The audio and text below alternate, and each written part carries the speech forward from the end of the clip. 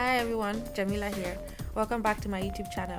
If you're new here, please hit the subscribe button, then the bell button and select all so you get notified when I post new videos every Friday. Also, please take the time to watch my other videos and save them for when you need to cook. First of all, happy Easter to all that are celebrating. Today I'll be showing you how to make banana bread. I fell in love with banana bread when I worked at Stanbic IBTC. My manager would help us order from one lady and boy, it was problematic. One of those if I die situations, like problem. So as soon as I landed in Canada, I knew I could no longer get it from her, so I started to try out recipes so I can make it for myself, and this is just one of the many ways that I make it. I hope you really like this one. Let's go do some baking, guys.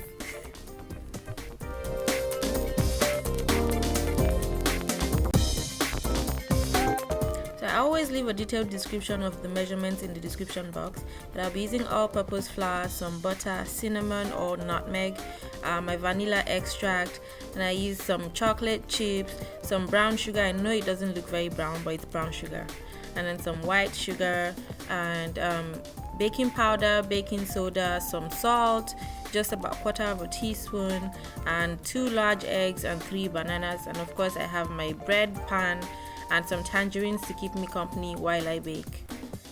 So I started by preheating my oven to about 375 degrees, and then I buttered my pan, as you can see. Now you have to really know your oven. Sometimes you have to do it between 350 to 380, but I mean I'm familiar with mine, so I do 375.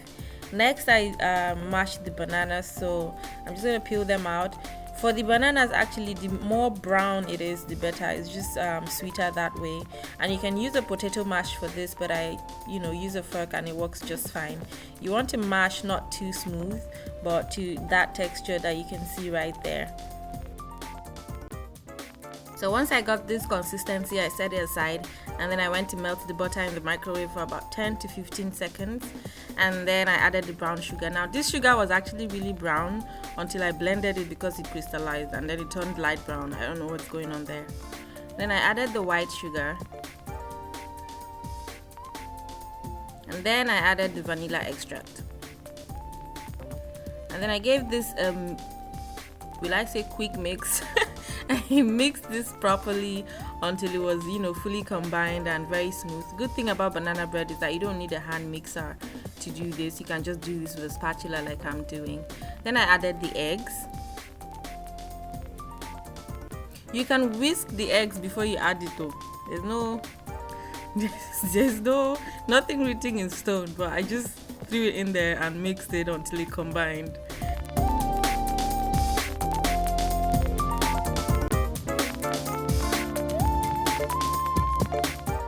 So I mixed this for about a minute, and when I was satisfied with the smoothness, I set it aside and I measured out the mashed bananas. Now you can use 3, 4 or 5 bananas depending on the size, but always measure out about 1.5 cup. At least I find that for this recipe that's the accurate amount of mashed bananas to use. And so once I measured that out, I added the butter and sugar mixture or egg and butter mixture, whatever that is, and just mixed it to combine. You shouldn't worry so much about the chunkiness of the bananas. They actually come out pretty delicious after baking when you see them in the banana bread like that, but just try to smoothen it out just a bit, and then it's time to add the dry ingredients. Remember that I always have detailed measurements of everything in the description box down below, but I used 2 cups of all-purpose flour. It's already pre-sifted, but like I still sift sometimes just to feel like I'm sifting actually.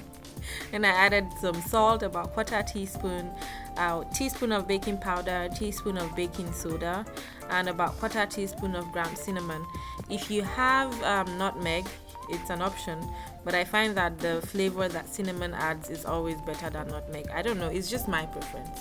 Now here comes the tricky part. You do not want to overmix this batter. If you do so, you develop the gluten, and it's very good to do that when you're making like agege bread or like your regular white bread. But when you're making banana bread, you're kind of looking for like a tender, soft, quick bread texture. You don't want that agege bread, drawing rubbery texture. So just mix until you do not see any more white flour for about 10 seconds, and you're done with that. Don't be tempted to keep mixing. And if you don't like chocolate chips in your banana bread, this is where to stop. But if you're like me, who always wants that chocolate in everything, you add chocolate chips, any type of chocolate chips you have, and just mix it for like 2 seconds, and then you're ready to bake. Once you've gotten to this stage, it's basically smooth sailing till the end. Just pour it inside the bread pan. I was about to say banana bread pan. It's just a bread pan.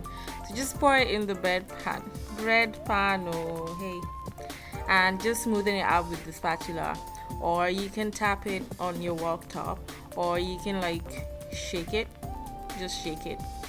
Right? Just to get it evenly spread in the pan. And then toss it in the oven.